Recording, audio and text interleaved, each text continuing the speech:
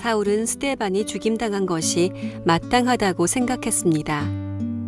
그날의 예루살렘 교회에 큰 박해가 시작되었습니다. 사도들을 빼고는 모든 믿는 사람들이 유대와 사마리아 지방으로 흩어졌습니다. 경건한 사람들이 스데반을 묻어주고 그를 생각하며 통곡하였습니다. 한편 사울은 교회를 없애버리려고 집집마다 찾아다니면서 남자든 여자든 닥치는 대로 끌어내어 감옥에 넣었습니다. 흩어진 사람들은 어디를 가든지 하나님의 말씀을 전했습니다. 빌립은 사마리아 성으로 가서 그곳 사람들에게 그리스도를 전파했습니다. 사마리아 사람들은 빌립이 하는 말을 듣고 그가 행하는 기적을 보자 한마음으로 빌립의 말을 귀담아 들었습니다. 이는 그가 악한 귀신에 사로잡힌 사람들에게서 그 귀신들을 쫓아냈기 때문입니다. 귀신들은 큰 소리를 지르며 몸에서 빠져나갔습니다. 빌립은 중풍에 걸린 사람과 다리 저는 사람들도 많이 고쳐주었습니다. 사마리아 성에는 큰 기쁨이 넘쳤습니다. 할렐루야. 우리 하나님께 감사의 박수를 드리겠습니다. 주님의 은혜가 여러분과 함께 하시기를 바랍니다. 가슴에 손을 올리고 우리 믿음을 고백하고 말씀을 듣겠습니다. 제가 먼저 고백하겠습니다. 하나님은 나를 사랑하십니다. 나는 그 사랑 안에 있습니다. 하나님은 오늘 나에게 말씀하실 것입니다. 그 말씀에 능력이 있습니다. 그 말씀에 생명이 있습니다. 나의 마음을 하나님께 열겠습니다. 나의 생각을 예수님께 집중하겠습니다. 들은 만큼 변합니다. 들은 만큼 행복해집니다. 이 고백할 때는 고백만 해야 되는데 갑자기 한 가지 생각이 들었는데, 제가 여소 목사님이 왔다 갔다 하면 설교를 하지 않습니까? 그러다 보니까 이제 차를 가지고 와서 여기 차 댈 때 좀 일찍 올 때는 이제 여러분 가시는 모습을 볼 때가 있습니다. 항상 죄송한 마음이 많습니다. 지지난주에 또 어디서 중간중간에 딱지를 떼더라고요. 그래서 차마 문 열고 나가질 못하겠더라고요. 그래서 너무 감사하고요. 마음을 잘 지키셔서 혹시 끝나고 예배 나갈 때에 예배 중에 딱지 생각하지 마시고, 혹시라도 마음 불안해하지 마시고 예배 잘 들으시고, 혹시 나갈 때 그런 일이 있으면은 그때도 마음을 잘 지키셔서 마음을 너무 상하지 않도록 그렇게 해주시기를 바랍니다. 오늘 저희가 사도행전 8장 말씀을 나누려고 합니다. 사도행전 8장은 사도행전 28장까지 되어 있는데 28장 전체에서도 중요한 전환점이 되는 장이기도 하고, 또 기독교 역사에, 교회 역사에 있어서 굉장히 중요한 전환점을 보여주는 장이기도 합니다. 우선 지난 주일날 저희가 스데반의 핍박에 대한 이야기, 순교에 대한 이야기를 나누었었습니다. 정말 스데반의 순교에 대한 이야기는 생각할 때마다 우리 마음 가운데 큰 감동을 줍니다. 무엇보다 하나님께서 스데반을 교회의 최초의 순교자의 자리에 앉게 하셨다는 것이 참 굉장히 놀라운 일입니다. 스데반은 예수께서 직접 세우신 사도 중에 한 명이 아니었습니다. 오늘날로 굳이 말한다면 평신도였다고 말할 수 있겠죠. 초대교회 최초에 세워졌던 7지사 중에 한 명이었는데 하나님께서 그를 세우신 것입니다. 스데반은 원래 사복음서에는 이름도 나오지 않습니다. 사도행전 6장대에서 나왔다가 7장에서 순교해버린 아주 짧은 시간 기독교회사에 등장했던 사람이었는데, 아마 주님 나라 올 때까지 마지막까지 영원히 잊지 못할 사람 중에 한 명으로 우리 가운데 기억이 되고 있습니다.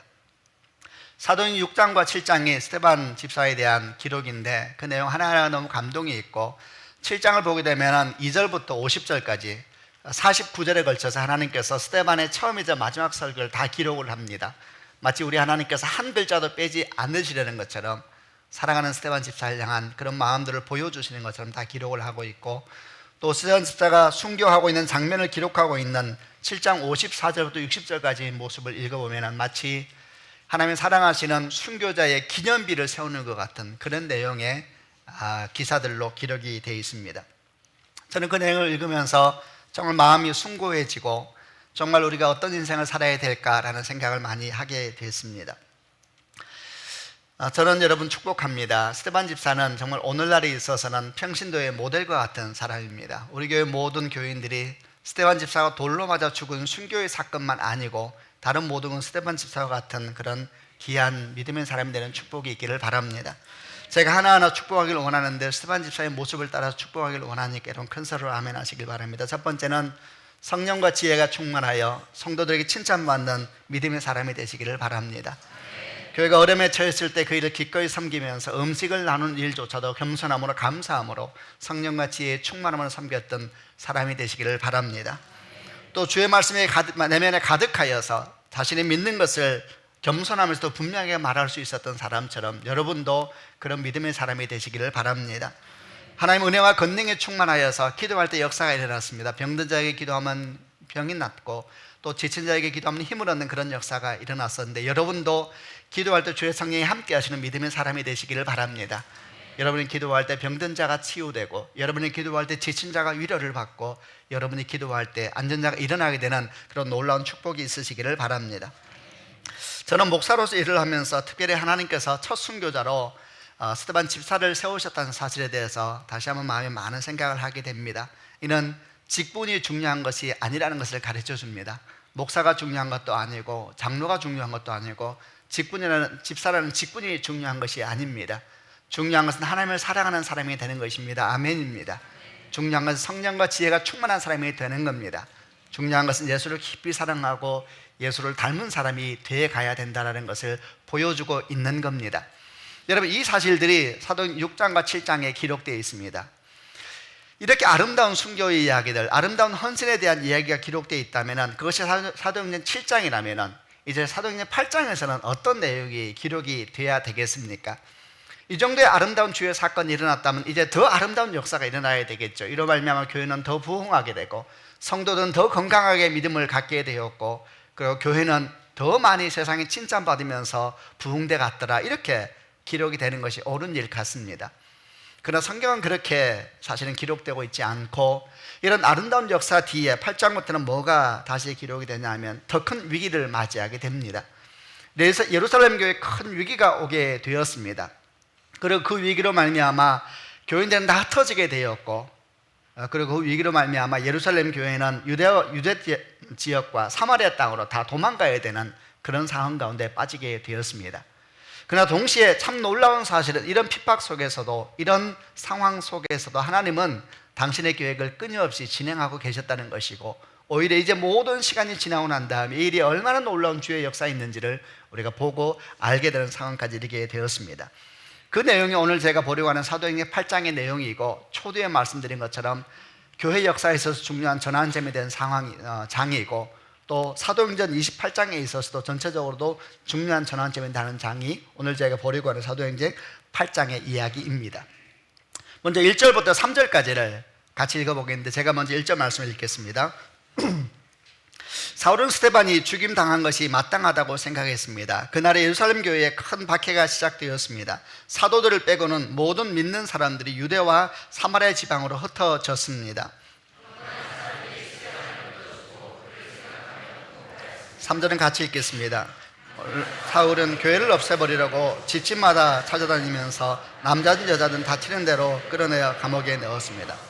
사도행전 8장을 묵상할 때 이 한 사람에 대한 얘기를 하지 않을 수가 없습니다. 그것은 성경에 청년 사울이라고 이야기되고 있는 훗날 그가 예수를 만나고 난 다음에 사도 바울이 된 사울이 바울로 이름이 바뀌었는데 이런 사울이라는 이야기는 히브리적인 언어이고 바울은 헬라적인 표현입니다. 같은 사람을 말하는 건데 처음 청년 사울이라고 하는 한 사람이 등장을 하게 됩니다. 스데반의 죽음과 함께 등장하는 사람이었는데 이 사람에 대한 이해가 앞으로 이제 주님께서 해 나가실 복음에 대한 사역을 이해하는데 굉장히 중요한 부분이 있어서 이 사람을 먼저 이야기를 해보려고 합니다. 처음 성경에 등장하는 장면은 사도행전 7장 거의 끝부분에서 등장을 합니다. 스데반이 돌로 맞아 죽을 때에 이 사람이 등장을 하는데 스데반에게 돌을 던지는 사람들이 돌과 함께 자기 겉옷을 벗어서 이 청년 사울의 발 앞에 내려놓았다라고 성경이 기록합니다. 그리고 그들이 돌을 가지고 이제 스데반을 던져서 죽이는 일을 한 겁니다. 그럼 왜 돌을 던지는 사람들이 겉옷을 벗어서 청년 사울의 발 앞에 내려놓았느냐? 이 말이 의미하는 것은 지금부터 하는 모든 궁극적인 책임은 이 사람이 진다는 것입니다. 이 사람이 우리 행동이 옳다는 것을 말해주는 증인이라는 의미로 겉옷을 벗어서 그 청년 사울 앞에 내려놓은 것입니다. 당시에 로마 통치하에 있었는데 유대 지역은 종교적인 문제는 유대인의 공의에 맡겨 놓았었습니다. 그러나 종교적인 문제가 아닐 때는 문제가 좀 달라지는 것이었죠. 지금 스데반이 죽임을 당한 이유는, 원래 그 직접적인 이유는 하나님 옆에 예수께서 일어나 계셨다라는 그의 고백 때문이었습니다.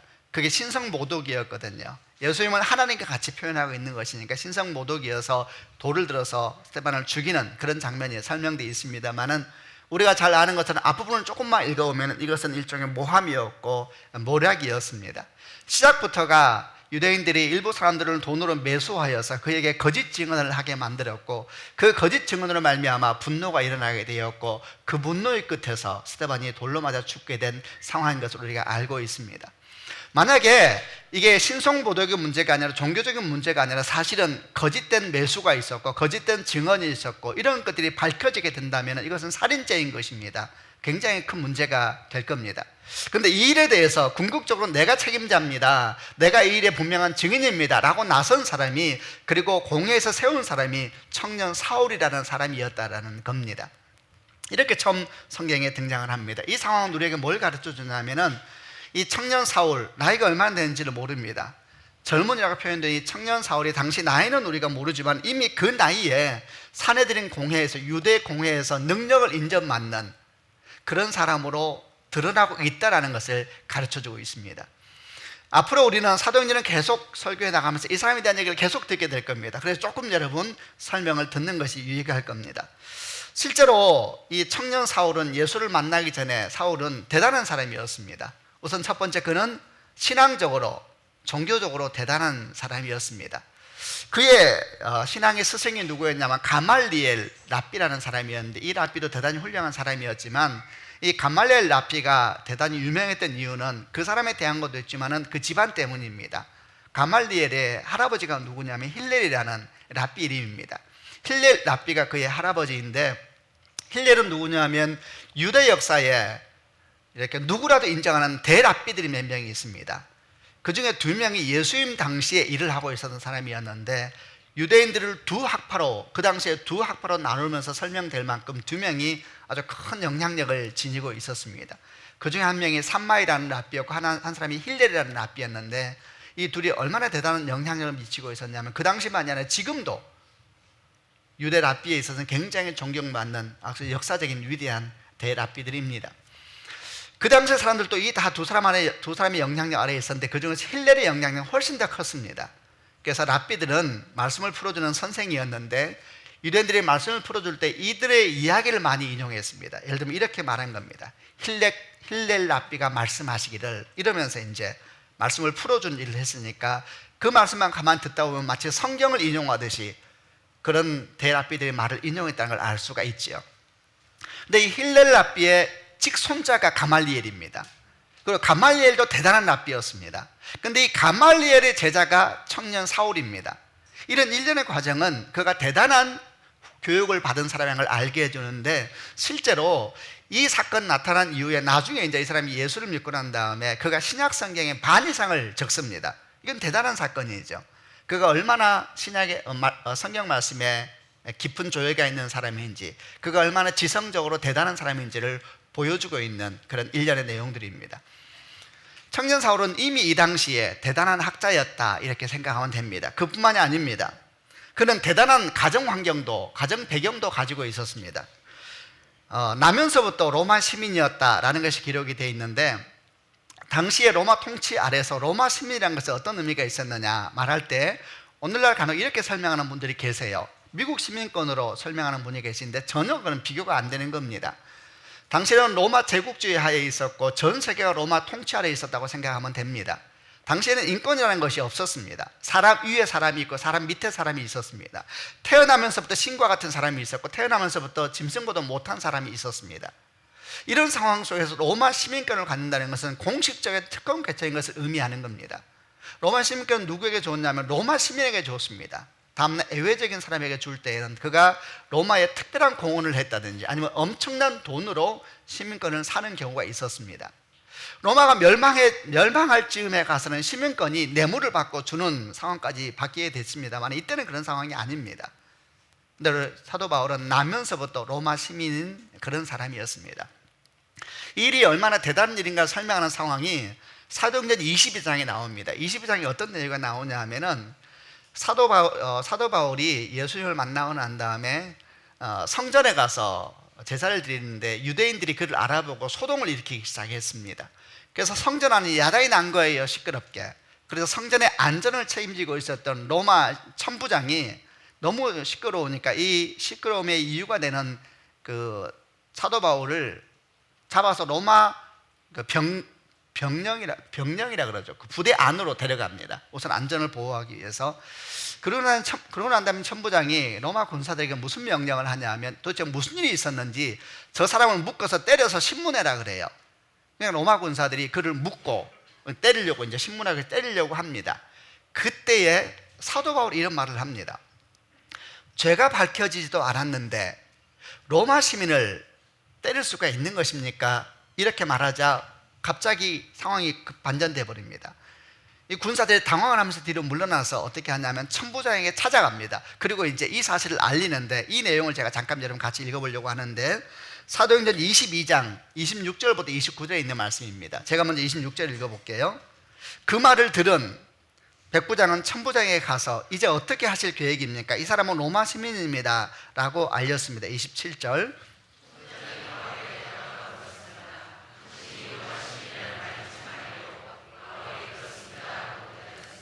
그러자 28절에 천부장이 재밌는 얘기를 해요. 천부장이 말했습니다. 나는 돈을 많이 들여서 로마 시민권을 얻었소. 바울이 말했습니다. 나는 태어날 때부터 로마 시민인 사람입니다. 되게 재밌죠, 이 대화가. 자, 29절 읽어보세요.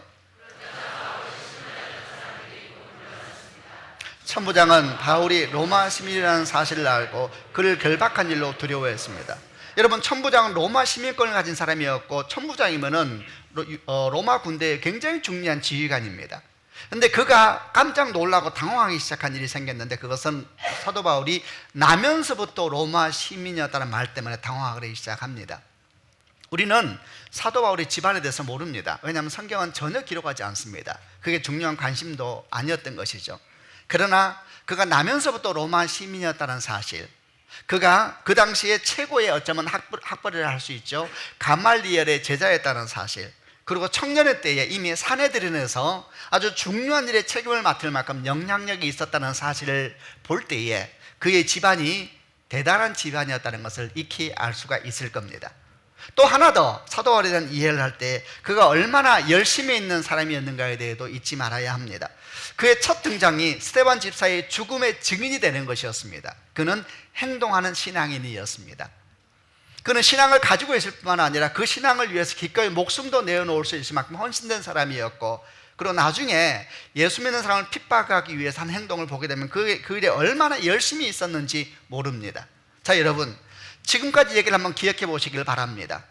청년 사울은 예수를 만나기 전에 한마디로 대단한 사람이었습니다. 이런 상황 속에 있을 때에 산헤드린 공회에서, 유대인 공회에서 그것을 알고 있었지요.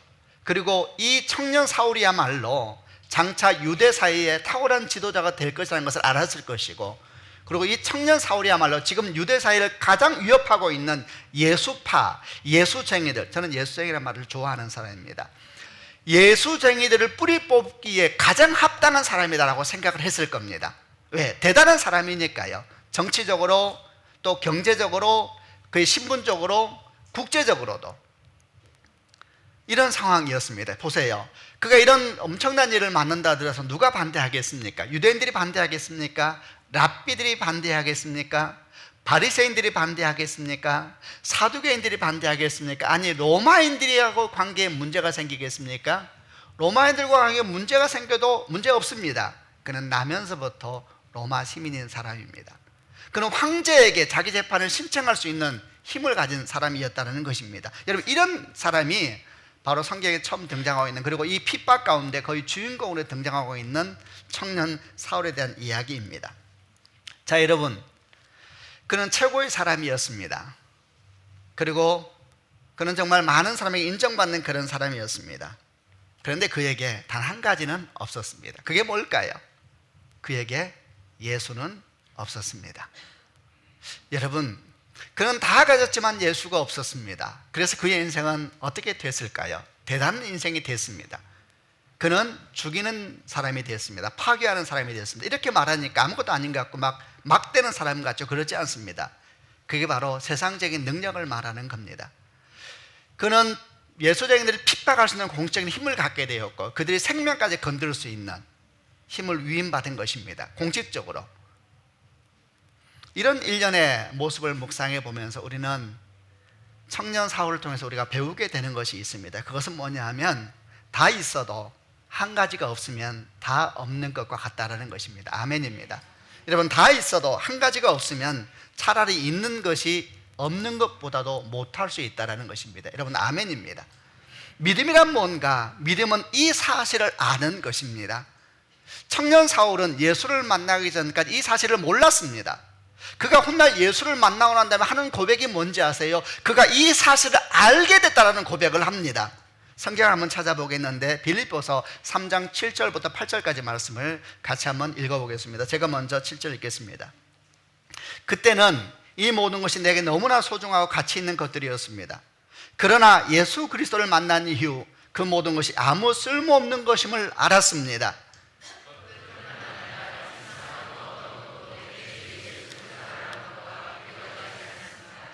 예수 그리스도를 위하여 나는 모든 것을 버렸습니다.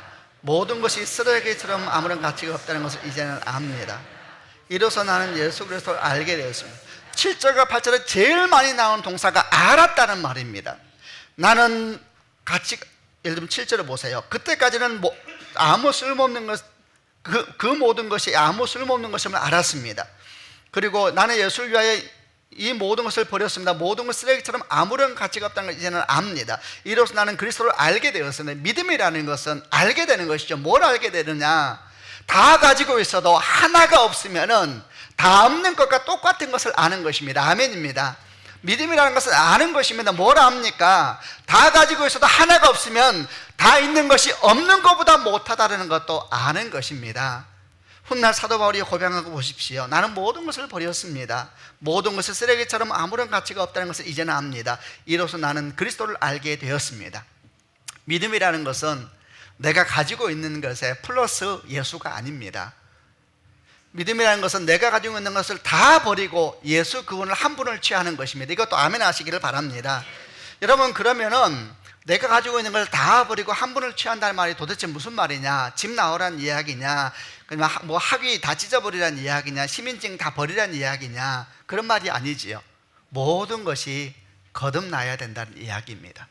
여러분, 어떤 사람은 교회는 거듭났는데 집에서는 거듭나지 않습니다. 어떤 사람은 교회에서는 거듭났는데 회사에서는 거듭나지 않습니다. 어떤 사람은 기도할 때는 거듭나 있는데 돈에서는 거듭나지 않습니다. 어떤 사람은 여기에는 거듭났는데 저기에는 거듭나지 않습니다. 최소한 우리가 알아야 될 것은 성경에서 말하는 믿음은 그 믿음은 아닙니다. 만약에 우리 믿음이 우리가 가지고 있는 모든 것을 그대로 가지고 있으면서 거기에 예수 한 분을 더 플러스하는 것이 우리 믿음이라면은, 다시 말하면 그것은 성경에서 말하고 있는 믿음은 아닙니다. 저는 언젠가 어떤 권사님들하고 나눴던 얘기가 항상 저한테 깊이 남아 있습니다. 저는 그 생각할 때 내가 나이가 좀 많아지면은 내가 그때 성도들에게 적극적으로 말하리라라는 몇 가지 기억들이 저에게 하나 있는데, 아직 제가 그렇지 않음에도 불구하고 그 일을 기억을 합니다. 분이 그러더라고요. 시어머니 중에 제일 무서운 시어머니는 예수 믿는 시어머니래요. 왜냐하면 그 시어머니는 모든 걸 다 원하고 플러스 믿음을 원한대요. 너무 많이 듣던 얘기 아니에요. 우리는 한 가지는 알아야 됩니다. 이것은 아닙니다. 청년 사울은 다 가지고 있었습니다. 그러나 한 가지가 없었습니다. 그리고 그는 아무것도 없는 것이 나을 것 같은 인생을 살게 된 것입니다. 예수를 만나기 전까지는. 여러분, 이런 일들이 사도행전 8장에 등장을 하게 되면서 나중에 9장에서 이 사람이 변화되기 시작합니다. 예수를 만나게 되고, 그리고 9장부터 사도행전 28장까지 하나님의 사역의 주인공으로 등장을 하게 됩니다. 그가 이 사실을 알고 난 다음에 놀라운 복음의 사람으로 변화되게 된 겁니다. 축복합니다. 이런 역사가 여러분에게 있기를 바랍니다. 모든 것이 다시 거듭나셔야 합니다. 우리 지식도 거듭나고 생각도 거듭나고 꿈도 거듭나고 우리 열정도 거듭나고 열심도 거듭나고 다 거듭나야 합니다. 아멘입니다. 그럴 때 주님께서 우리를 놀라운 주의 백성으로 복음의 일꾼으로 세워 사용하게 될 줄로 믿습니다. 스데반의 박해로 말미암아 일어난 두 번째 우리 묵상은 이 박해로 말미암아 교회 가운데 엄청난 변화가 생겼다라는 것입니다. 그것은 교회가 스데반의 박해로 말미암아 예루살렘을 넘어서 유대와 사마리아 땅으로 도망가야만 됐었다라는 것입니다.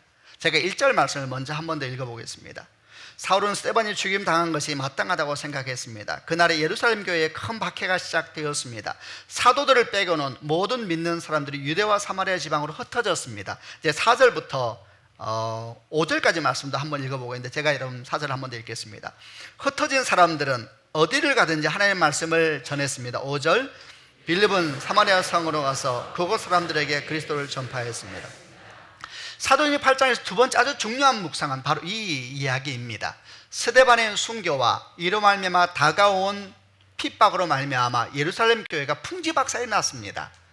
그래서 그들은 어떻게 했냐? 다 도망갔습니다. 어디로? 예루살렘 바깥으로 유대 땅과 사마리아 땅으로 도망갔습니다. 그런데 이 일이 하나님 놀라운 계획의 한가운데 들어오게 될 줄이야 누가 알았겠습니까? 이 상황은 굉장히 나중에 중요한 상황이 됩니다. 왜냐하면 바로 이 일 때문에 모이는 교회가 흩어지는 교회로 거듭나는 일들을 겪게 되었기 때문입니다. 여러분, 박해는 왜 시작되었습니까? 유대인들의 악한 마음으로 시작되었습니다. 그런데 하나님께서는 그 악함조차도 선용하셔서 당신의 포기할 수 없는 꿈을 이루고 계셨던 것입니다. 흩어지지 않고 있는 예루살렘 교회, 흩어지지 않고 있는 예수 공동체를 흩어버리시는 기회로 삼으신 것입니다. 여러분, 교회는 흩어져야 됩니다. 아멘입니다. 자기만의 세계를 만들고 그 안에 앉아있는 것은 주의 뜻이 아닙니다. 교회가 모이는 이유는 흩어지기 위함입니다. 이것도 아멘입니다. 이것은 분명한 하나님의 뜻입니다. 우리가 이 부분을 묵상하기 전에 먼저 중요한 얘기를 하나 묵상해 보려고 하는데, 그것은 도대체 흩어진다는 것은 무슨 뜻인가 라는 것입니다. 교회는 모이는 교회를 넘어서 흩어지는 교회가 되어야 됩니다 라는 것이 주의 뜻입니다. 말씀을 드렸는데, 그럼 흩어지는 교회가 된다는 것은 무슨 말인가? 먼저 얘기를 하면서 내용을 나눠보겠습니다. 흩어지는 교회가 되라는 이야기는 모두가 다 선교지로 가라는 선교지로 가라는 이야기일까요? 모두가 다 미자립 교회로 가라는 이야기일까요? 모두가 다 시골 교회나 또는 농촌 교회로 가라는 이야기일까요? 여러분, 그런 말은 아닙니다. 분명히 우리 가운데는 그런 사명 가운데 부름받은 사람도 있을 것입니다. 그러나 대부분의 사람은 그렇지 않습니다. 오히려 준비되지 않은 사람이 다 가겠다 그러면 문제가 되는 것입니다. 준비되지 않은 사람들, 훈련되지 않은 사람들 여기저기에 가겠다라고 말한다면 얼마나 그것도 힘들고 어려운 일이 되겠습니까? 흩어지는 교회가 가지고 있는 것은 가장 중요한 게 뭐냐면, 흩어지는 교회의 영성, 흩어지는 교회의 중심을 잃지 말아야 된다는 것입니다. 그것은 뭐냐면, 우리 교회만 중요하고 우리 교회만 잘 되면 되고 우리 교회만 부흥하면 된다는 생각을 완전히 내려놓는 것입니다. 아멘입니다. 또 흩어지는 교회의 영상을 다시 말하면 어떤 것으로 표현할 수 있냐면, 나를 넘어서 우리를 넘어서 민족을, 그리고 민족을 넘어서 온 세계를 바라보는 마음의 중심을 가지고 있어야 된다는 것입니다. 우리가 가든 가지 않든 간에 우리를 넘어서 하나님의 역사가 우리 통하여 밖으로 흘러 넘칠 수 있도록 내어드리는 것, 그런 마음의 교회들, 그런 마음을 가진 성도들이 바로 흩어지는 교회의 영성을 가지고 있는 것입니다. 그리고 성경을 보게 되면 이런 흩어지는 교회, 모이는 교회의 모습을 잘 보여주고 설명하는 내용이 사도행전 1장 8절 말씀입니다. 그리고 이 사도행전 1장 8절은 사도행전 28장 전체의 핵심 구절입니다. 너무 잘 아실 것입니다. 오직 성령이 너에게 임하시면 너희가 권능을 받고 예루살렘과 온 유대와 사마리아와 땅끝까지 이르러 내 증인이 될 것이다. 우리 주님께서 말씀하신 것입니다. 주님은 교회를 마치 세 단계로 설명하십니다. 첫 번째, 예루살렘의 교회가 있습니다. 두 번째는 유대와 사마리아 땅의 교회가 있습니다. 세 번째는 땅끝까지 나아가야 되는 교회의 모습을 설명하고 있는 것인데, 이 모습이 바로 모이는 교회요, 흩어지는 교회의 비전을 설명하고 있는 겁니다. 실제로 성령께서 임하시고 난 다음에 사도행전 역사가 펼쳐지면서 사도행전 28장까지 쭉 진행이 되는데, 이것을 나누어 보면 이 말씀을 따라 정확하게 진행이 됐습니다. 우선 여러분, 사도행전 1장부터 7장까지는 예루살렘 교회의 역사였습니다. 그때는 예루살렘 교회가 어떻게 세워졌는지, 거기에서 어떤 역사가 생겼는지를 계속 기록하고 있습니다. 어떤 역사가 생겼습니까? 어떻게 세워졌습니까? 처음에 120명의 사람들이 다락방에서 기도할 때는 염려와 두려움으로 가득 찼습니다. 과연 세상을 이길 힘이 그들은 없었습니다. 그들은 문을 잠그고 안에서 기도했습니다. 그러나 성령이 그들에게 임하게 되었을 때 그들은 밖으로 뛰쳐나갔습니다. 그들이 나간 것은 예루살렘 한가운데 있는 광장이었습니다. 그들은 예수를 선포했습니다. 그래서 어떤 일이 생겼습니까? 한꺼번에 3,000명의 사람들이 돌아왔습니다. 그게 교회의 시작입니다. 그리고 다시 또 복음이 전해지면서 한꺼번에 5,000명의 사람들이 돌아왔습니다. 그리고 성경은 나중에 기록하기를 셀 수 없는 많은 사람들이 교회에 왔다, 주를 믿게 됐다고 설명하고 있는데, 이것이 바로 모이는 교회의 모습을 설명하고 있는 겁니다. 이렇게 사람들이 모인 것이 아니라 교회 내에서도 많은 역사가 생겼습니다. 사람들이 변했습니다. 정말 놀라운 변화가 시작됐습니다. 자기 것을 더 이상 자기 것으로 여기지 아니하고 매일 성전에 모여서 함께 예배하고 흩어져서 각자의 집을 열면서 함께 식사하는 이런 역사가 생겼습니다. 자기 것을 팔아서 필요한 사람들에게 나누어 주기 시작하였는데, 있을 수가 없는 그런 역사가 교회 가운데 일어나기 시작했습니다. 그리고 그 교회는 위기도 있었습니다. 바깥의 위기, 내부의 위기, 아나니아 사피라 같은 거짓 영의 역사도 위기도 있었고, 또 헬라파와 히브리파가 나누어져서 갈라져서 서로 불평불만하게 되는 분열의 위기도 있었습니다. 그냥 성령이 함께 하시니까 그 교회는 오히려 그것이 부흥의 기회가 되고 하나님의 은총의 기회가 되었습니다. 아멘입니다. 이게 사도행 6장까지 기록입니다. 이것이 바로 모이는 교회에 대한 설명이었습니다. 이렇게 아름다운 역사가 있으면 다 된 것입니까? 이제 이렇게 아름다운 성령의 역사가 부흥이 있고 회복이 있고 치유가 있고 교회 내에 하나됨이 있고 서로를 향한 나눔이 있고 정말 아름다운 모습입니다. 그러면 다 된 겁니까? 그렇지 않습니다. 그것이 다가 아니지요. 하나님께서는 그 교회 가운데 나타난 한 번의 위기를 당신의 뜻을 위한 사건으로 바꿔버리는데, 그 위기가 스데반 집사의 순교라는 위기였습니다. 그 위기를 주님은 틈타셔서 그 위기를 사용하셔서 이렇게 아름다운 교회를 흩어버리십니다. 다 도망가야 됐습니다. 도망가는 거, 흩어진다는 것이 그 당시에는 굉장히 멋진 모습이 아니었죠. 다 도망가야 됐습니다. 어디로 갔습니까? 유대와 사마리아 땅으로. 그러면서 사도행전 8장부터 12장까지 걸쳐서 진행되는 사도행전의 두 번째 단계가 진행이 됩니다. 유대 땅과 사마리아 땅의 역사입니다. 이때 어떤 일이 생깁니까? 청년 사울이 예수를 만나는 사건이 생깁니다. 이때 어떤 일이 생깁니까? 이방인 로마 백부장인 고넬료의 집안에 성령이 임해버리는 사건이 생깁니다. 이때 어떤 일이 생깁니까? 우리가 잘 아는 아주 위대한 교회 중에 하나, 안디옥 교회가 시작되는 사건들도 그때 다 기록이 되고 있습니다. 이것이 바로 유대 땅과 사마리아 땅에 있었던 교회의 사건들이었습니다. 이때까지 주인공도 예루살렘 교회였습니다. 이때까지 주인공도 베드로와 사도들이었습니다. 이때까지 주인공도 예루살렘 교회의 집사들이었습니다. 그런데 하나님께서 거기서 멈추지도 않습니다. 다시 13장부터 시작되는 세 번째 단계로 들어가게 되는데, 13장부터 사도행전 마지막까지 주님은 다시 또 교회를 흩어버리십니다. 어디로? 예루살렘과 사마리아를 넘어서 땅끝까지 다시 교회를 흩어버리시게 되었습니다.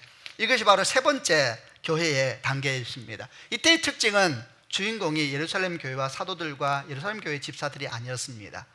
그들로 말미암아 예수를 만나게 된 사람들, 그들로 말미암아 세워진 다른 교회가 주인공으로 등장을 하기 시작합니다.